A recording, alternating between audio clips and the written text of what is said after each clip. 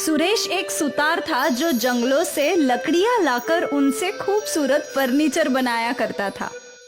सुरेश की कला अप्रतिम थी, पर उसे कभी भी अपने काम का सही मोल नहीं मिला।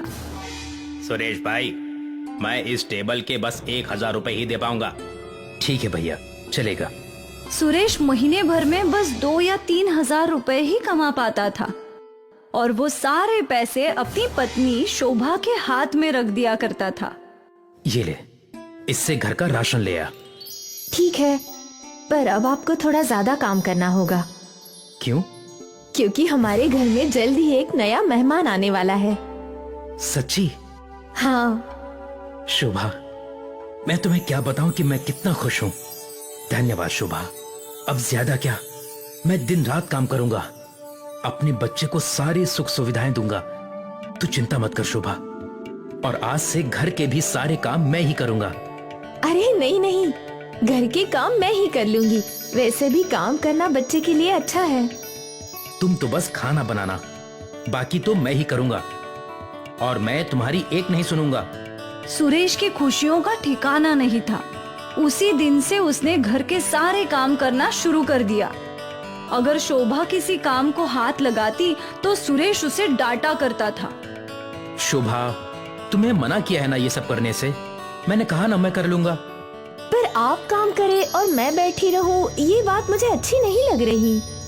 तुम्हें अच्छी लगे या ना लगे, पर ये तुम्हारे लिए अच्छी है और हमारे होने वाले बच्चे के लिए भी। अब जाओ, बैठो वहां। डांट सुनकर शोभा एक कोने में बैठ गई और सुरेश ने सारे काम निपटा दिए। सारे काम खत्म करके सुरेश शोभा के साथ बैठ गया और ढेर सारी बातें करने लगा। दोनों अपने होने वाले बच्चे का सोचकर ही बहुत खुश थे। सुरेश अपने सुतार का काम भी करता था और घर का सारा काम भी, पर वो बहुत खुश था। समय बीता और शोभा ने एक बहुत ही सुंदर बेटी को जन्म दिया।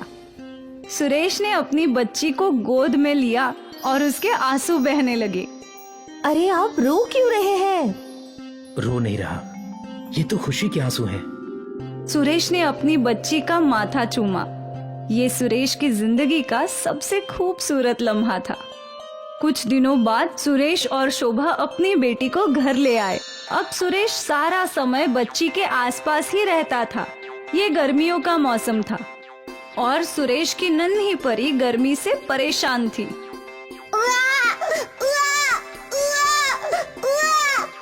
ये क्यों रो रही है? क्या इसे भूख लगी है? नहीं, अभी तो दूध पिलाया है। तो फिर ये रो क्यों रही है? शायद इसे गर्मी लग रही है। शोभा ने बच्ची को लपटा हुआ कपड़ा खोला और बच्ची थोड़ी सी शांत हुई। कुछ देर बाद वो वापस रोने लगी।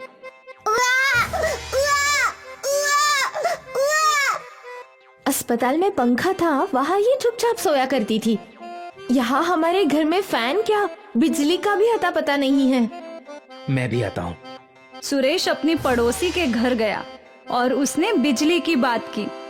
उसका पड़ोसी बिजली देने के लिए तैयार हो गया। सुरेश को हर महीने पड़ोसी को 300 रुपए देने थे। बिजली की एक तार सुरेश पड़ोसी के घर से अपने घर तक खींच लाया और उस पे बल्ब लगा दिया। बिजली तो आ गई, अब फैन खरीदना होगा। फैन कम से कम 1,000 रुपए का तो होगा ना? सुरेश ने अपनी जेब टटोली तो उसके पास केवल 100 रुपए थे।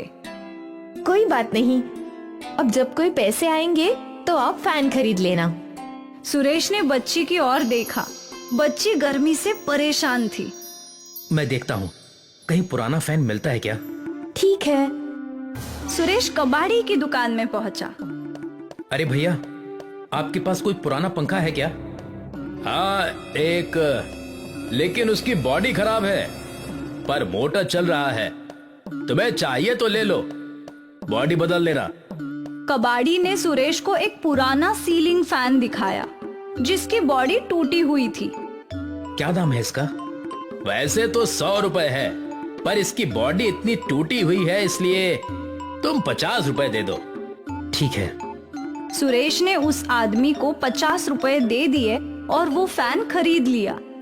फैन खरीदकर सुरेश हार्डवेयर की दुकान पर गया। अरे भैया, इस पंखे की बॉडी और ब्लेड कितने के पड़ेंगे? अरे ये तो बहुत पुराना मॉडल है, इसकी बॉडी तो बहुत महंगी है। बॉडी और ब्लेड मिलाकर 1,000 रुपए लगेगा। क्या?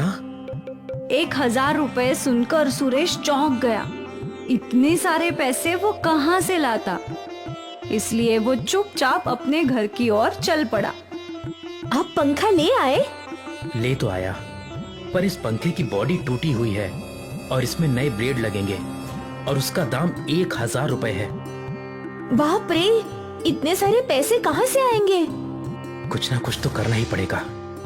सुरेश ने उस पंखे को जमीन पर रख दिया और सोचने लगा कि वो उस पंखे के साथ क्या कर सकता है। अगर मैं इस पंखे की बॉडी और ब्लेड लकड़ी से बनाऊं तो? क्या ऐसा बन सकता है? मैं कोशिश तो कर ही सकता हूँ ना। और वैसे भी गुड़िया गर्मी से बहुत परेशान है।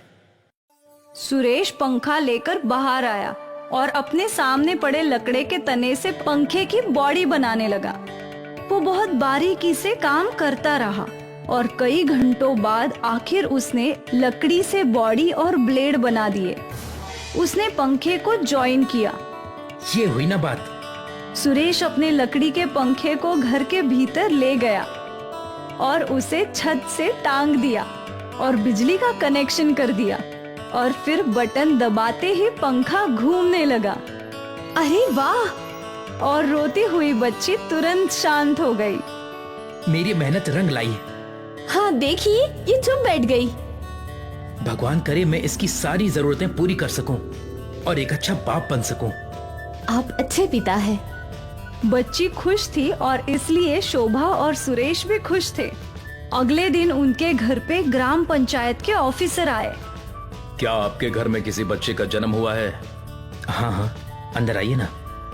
वो ऑफिसर घर के भीतर आया। मुझे बेटी हुई है। कल जन्म हुआ है ना?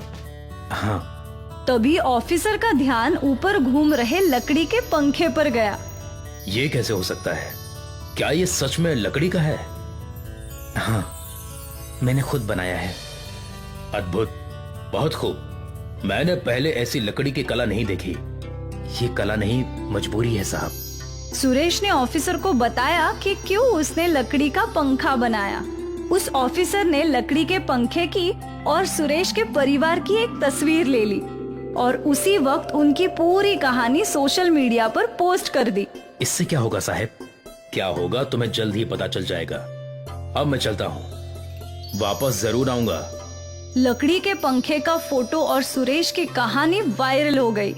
लोग सुरेश की मदद करने आगे आ गए और सभी ने उस ऑफिसर के अकाउंट में पैसे भेजे। कुछ दिनों बाद वो ऑफिसर पैसों का बैग लेकर सुरेश के घर आया। तुम्हारी कहानी दुनिया भर को छू गई है और देखो, सब ने तुम्हारी मदद करने के लिए कितने पैसे भेजे हैं। तुम अपनी बेटी को हर खुशी दे सकते हो। सुरेश और शोभा की आंखों से आंसू बहने लगे। उन लोगों ने उम्मीद भी नहीं की थी कि ये सब होगा। सुरेश के परिवार की जिंदगी संवर गई। अब सुरेश ने अपनी बेटी के लिए हर सुख सुविधा खरीद ली थी। वो खुश था और ये सब बस उसके लकड़ी के पंखे की बदौलत।